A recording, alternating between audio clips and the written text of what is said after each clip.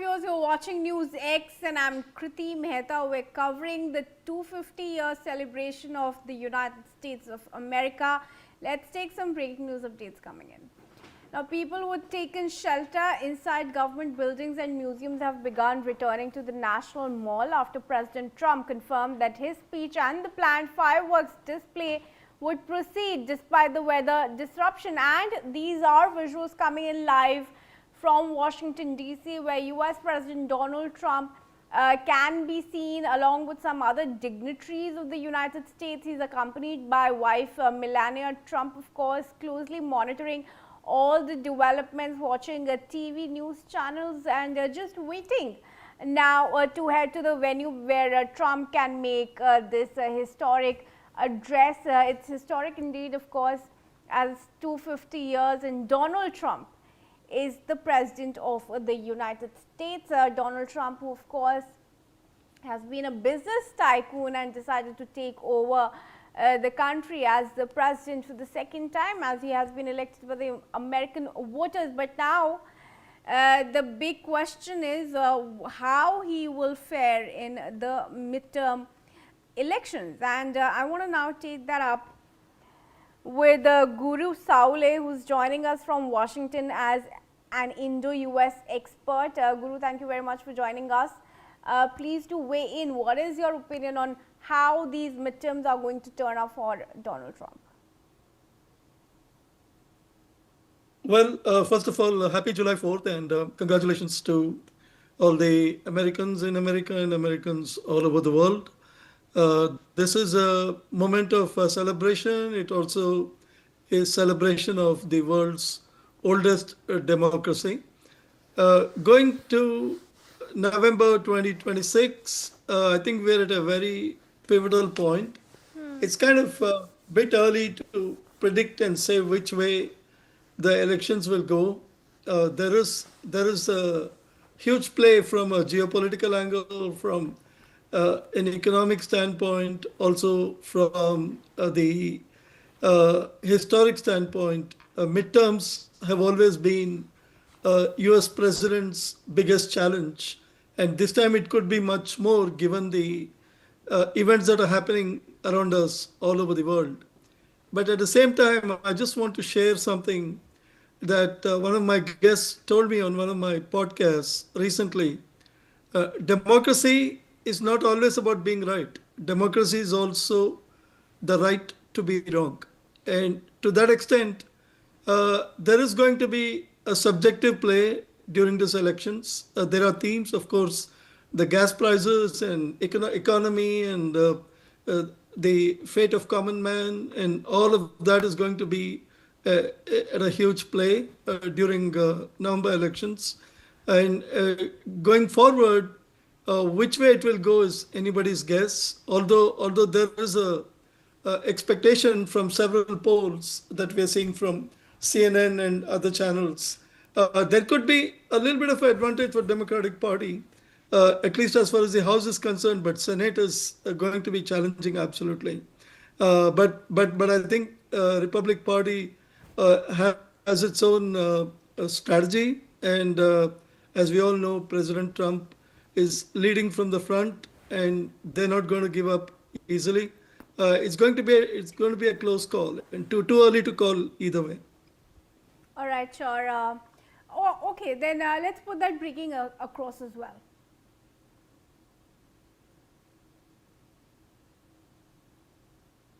Say it again, I couldn't hear you.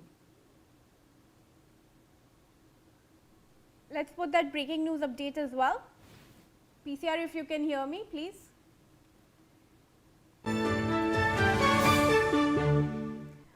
All right, so large crowds have formed outside the event area near Washington Monument, with thousands lining up to enter even as rain continued to pour across the Capitol despite severe weather disrupting Independence Day celebrations in Washington.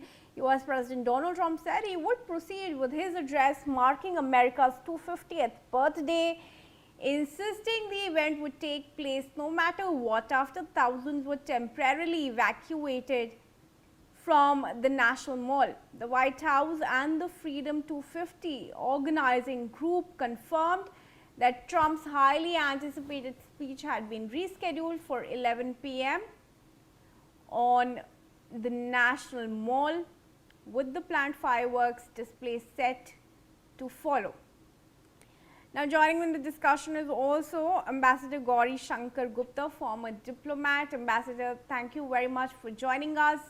Of course, we have you as an Indian on the panel. We've had several questions already discussed before you joined it, but what I want to ask you is, you know, how there have been targeted attacks, several incidents of shooting that Indian students in the US have had to face. Some have also lost their lives tragically.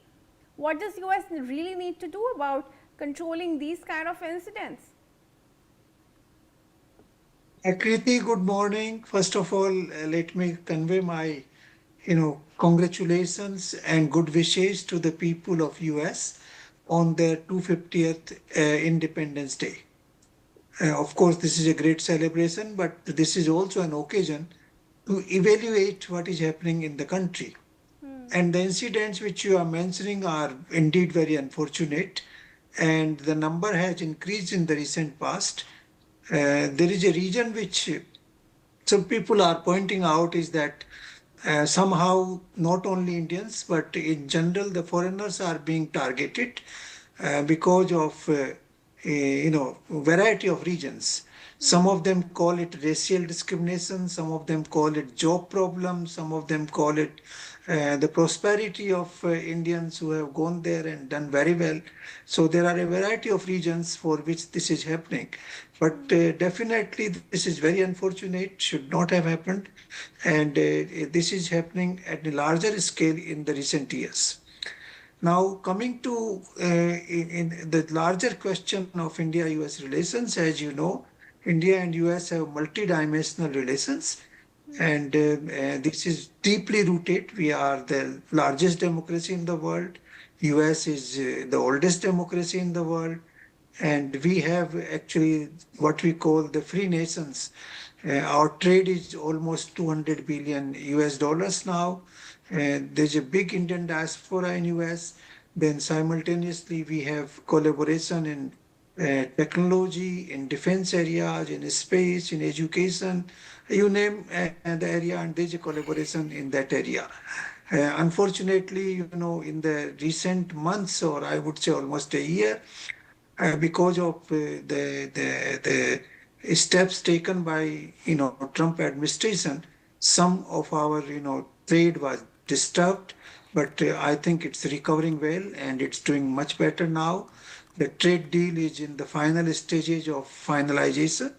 As mentioned by Mr. Goyal, who recently presided over the Indian side when the US team was in Delhi just a few weeks ago. And I think the trade deal could be signed very soon, so that would be a great achievement.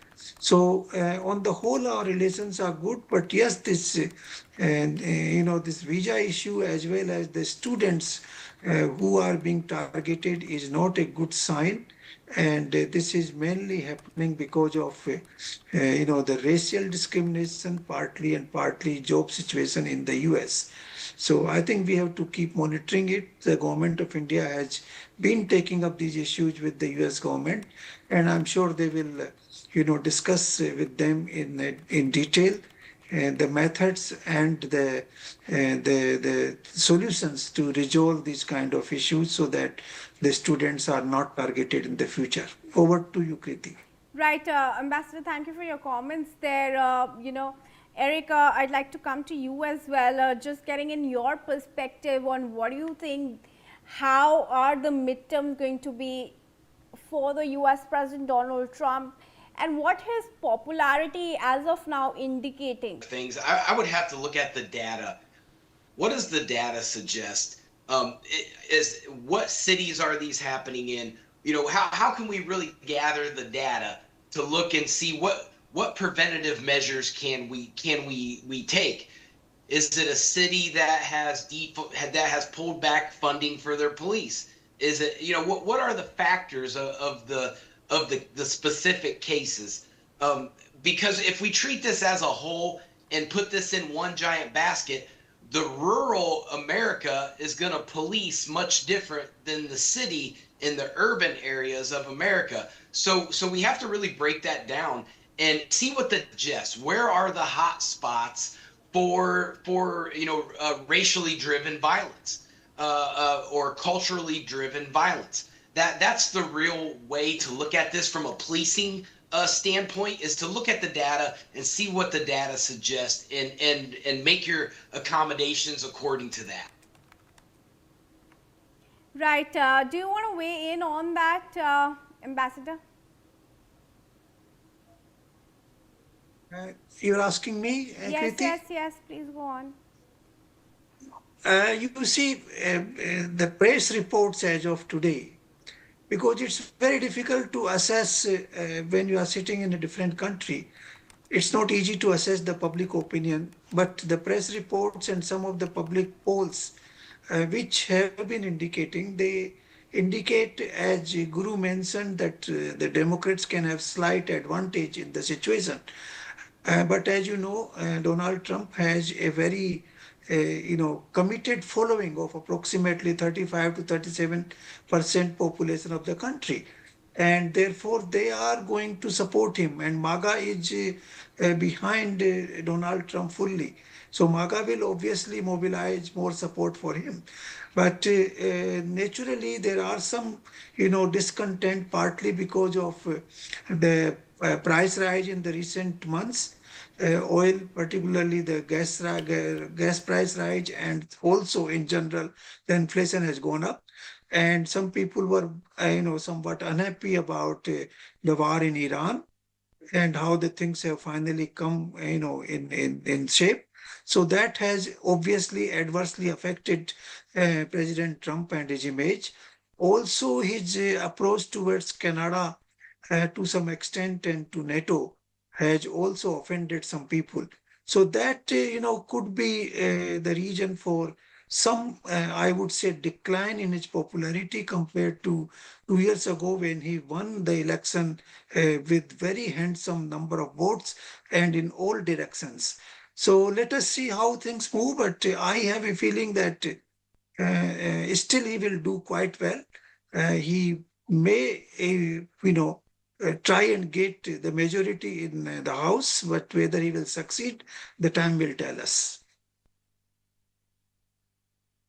Well, once again, let's focus on the visuals that we have there. Donald Trump watching out closely, trying to monitor the developments and preparing himself for the 11 p.m. address US time that he will be giving. Some people, in fact, are now getting angry at others for cutting the line, while others are also just excited to see the president who announced he's going to be here. And Trump, of course, with his close associates and wife there. I believe JD Vance is also there around somewhere with his wife as they prepare for this address of the US president. Several people are coming in and going, as we can see on the visuals on our screens. This reminding you viewers is as Donald Trump is going to give his address on the historic 250 years of America's independence. Crowds are now growing frustrated at the lack of directions, and they are beginning to push forward as they wait to pass through the main security checkpoint ahead of Trump's speech at the National Mall. All right, Atticus, I want to come to you now. Of course, these are some live visuals and real-time updates that we are giving our viewers, but some of the important questions still remain. There is midterms that we've discussed about. There are also several challenges that face the United States.